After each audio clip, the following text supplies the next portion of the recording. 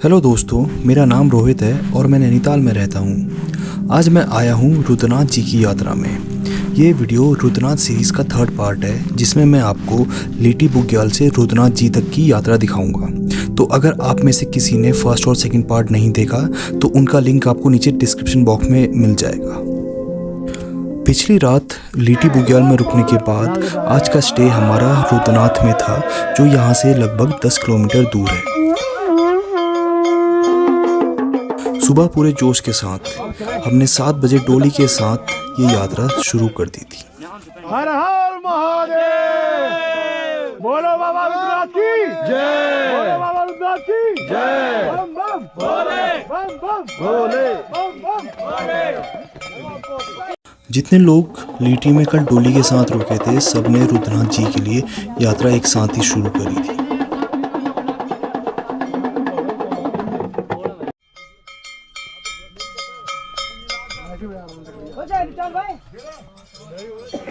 लीटी बुग्याल में आप लोगों को रुकने के बहुत सारे ऑप्शन मिल जाएंगे और लीटी बुग्याल से 2 किलोमीटर ऊपर स्टार्ट होता है पनार बुग्याल, जो काफ़ी बड़ा बुग्याल है।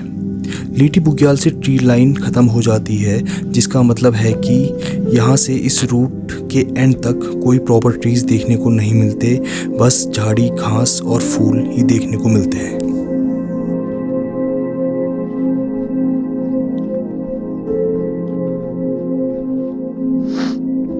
मैंने रुद्रनाथ जी के ट्रैक से पहले भी बहुत ट्रैक करे हैं, पर पनार बुग्याल जितना खूबसूरत और इतना बड़ा बुग्याल मैंने नहीं देखा था।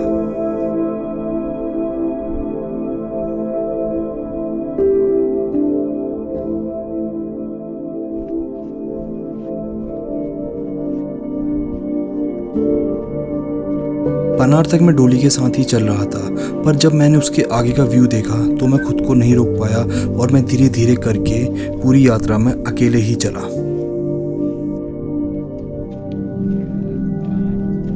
बीच बीच में मुझे कुछ लोकल भी मिल रहे थे। थोड़ी देर उनके साथ चल के और बात करके फिर मैं अपनी यात्रा अकेले ही कंटिन्यू कर रहा था। मुझे ट्रैक में अकेले चलना ही अच्छा लगता है, क्योंकि अकेले चलते टाइम मैं आसपास क्या चल रहा है उसको अच्छे से देख सकता हूँ। अकेले चलने में नेचर को भी आप एक अलग तरीके से देखते हैं और बहुत कुछ उससे सीख सकते हैं। अकेले चलने में मुझे बस एक ही लॉस लगता है कि आप ट्रैक का रास्ता नहीं छोड़ सकते और ज़्यादा कुछ ऐसे एक्सप्लोर नहीं कर सकते, क्योंकि मैंने बहुत लोगों को देखा है जो बुग्याल में खो गए हैं, और इतने बड़े बुग्याल में आप इजीली खो सकते हैं और आपको हमेशा जानवरों का खतरा तो रहता ही है। अब यहाँ से मैं पितृधार पहुँचने वाला था और रुद्रनाथ ट्रैक का ये सबसे हाईएस्ट पॉइंट है। जो नज़ारे यहाँ से दिखते हैं उसका क्या ही कहना। मैं अपने गोप्रो से वो कैप्चर नहीं कर पाया जो मैंने अपनी आंखों से यहाँ की सुंदरता देखी। इस जगह की खास बात यह है, आप नाम से ही समझ रहे होंगे, पितृ मतलब फोरफादर्स। उनके नेम की यहाँ पूजा कराई जाती है और यहाँ के लोगों का मानना है पितरों को खुश रखने से सारे काम बन जाते हैं। जब मैं इस यात्रा में आया तो मैंने आने से पहले कुछ YouTube में वीडियोस भी देखे थे, जिसमें मैक्सिमम लोग ये बता रहे थे कि पंच केदार में सबसे डिफ़िकल्ट ट्रैक रुद्रनाथ जी का है, पर मुझे ऐसा नहीं लगता। सगर विलेज से लीटी तक की चढ़ाई है, पर लीटी से रुद्रनाथ तक का ट्रैक उतना भी डिफ़िकल्ट नहीं है और उसमें पूरी चढ़ाई ख़त्म हो जाती है। मेरे अकॉर्डिंग अगर पंच केदार में कोई डिफ़िकल्ट ट्रैक है तो वो मद्महेश्वर है। वो रुद्रनाथ से काफ़ी छोटा ट्रैक है, बट मद्महेश्वर का ट्रैक काफ़ी टायरिंग है और वहाँ के लोग काफ़ी रूड है। ये वीडियो थोड़ी सी लंबी बन सकती है, क्योंकि उस दिन जितना मैं चल रहा था उससे ज़्यादा टाइम मैं व्यू देखने में लगा दे रहा था। तो अगर आप इस चैनल में नए हैं तो प्लीज़ इस चैनल को सब्सक्राइब करें, इससे हमारी बहुत हेल्प होती है। Thank you. पितृधार के बाद मैक्सिमम रास्ते में बर्फ़ थी और 2 दिन बाद कपाट खुलने वाले थे, तो यात्रियों के लिए बर्फ़ साफ़ करके वहाँ रास्ते बना रहे थे। पितृधार के बाद कहीं कहीं पे बर्फ़ बहुत ज़्यादा थी। वो तो अच्छा हुआ मैं नैनीताल में रहता हूँ और मुझे बर्फ़ में चलने का बचपन से एक्सपीरियंस है, इसलिए मैं कहीं भी रास्ते में नहीं गिरा।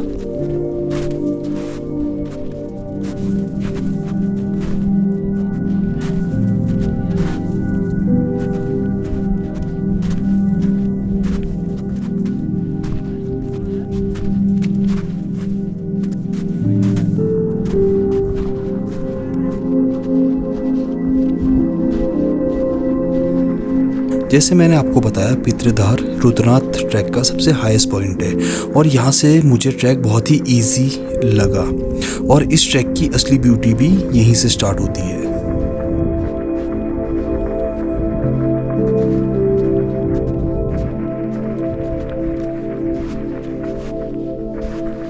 पितृधार क्रॉस करने के बाद फिर आप पहुंचते हैं पंचगंगा, जो यहाँ से 3 किलोमीटर दूर पड़ता है। पंचगंगा में 5 पानी की धाराएं मिलती हैं, इसलिए इस जगह को पंचगंगा बोला जाता है। पंचगंगा से रुद्रनाथ जी का डिस्टेंस 4 से 5 किलोमीटर दूर पड़ता है। मैं व्यू देख के इतना खुश हो गया था कि मैं बीच बीच में रुक के टाइम लैप्स बना रहा था।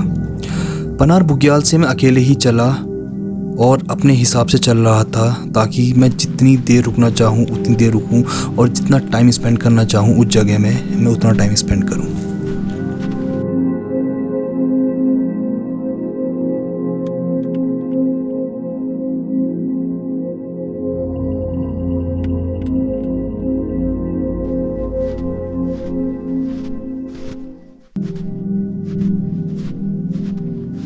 ये जगह है पंचगंगा और यहाँ पहुँचकर आप ज़रूर टाइम स्पेंड करें, क्योंकि यहाँ बहुत पीस मिलता है और यहाँ से व्यू भी बहुत सुंदर है। थोड़ी देर पंचगंगा में रुकने के बाद मैंने अपनी जर्नी रुद्रनाथ जी के लिए स्टार्ट कर दी थी।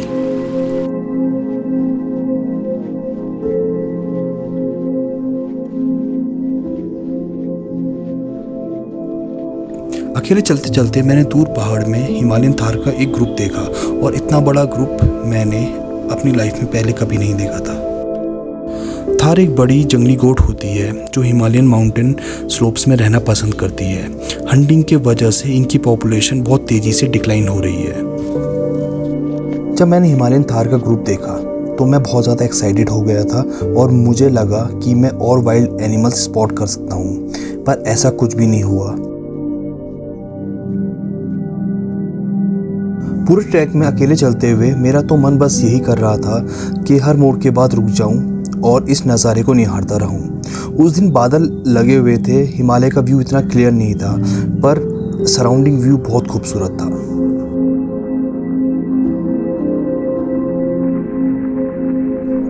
कभी भी आप डे हाइक में जाएं या फिर लंबे ट्रैक में तो आपके पास बारिश से बचने के लिए एक पोंचो ज़रूर होना चाहिए। और आज के दिन जब मैं यहाँ चल रहा था तो आसमान में बादल लगे हुए थे, पर बारिश बिल्कुल भी नहीं हुई।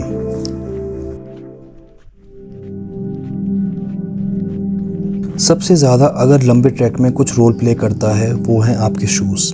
अगर आपके शूज़ अच्छे नहीं हैं तो आपको ट्रैक में थोड़ी दिक्कत हो सकती है। और इतने लंबे ट्रैक में जितनी केयर आप अपने फेस की करेंगे उतनी ही केयर आपको अपने पैरों की भी करनी पड़ेगी।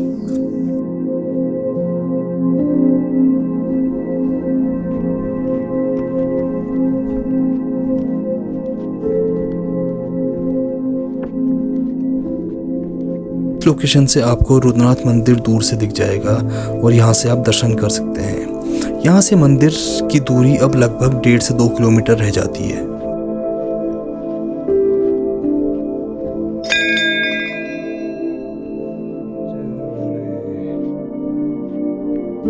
यहाँ से आगे चलने के बाद मैंने पहली बार हाई ऑल्टीट्यूड में होने वाले सभी बुराश के कलर्स देखे।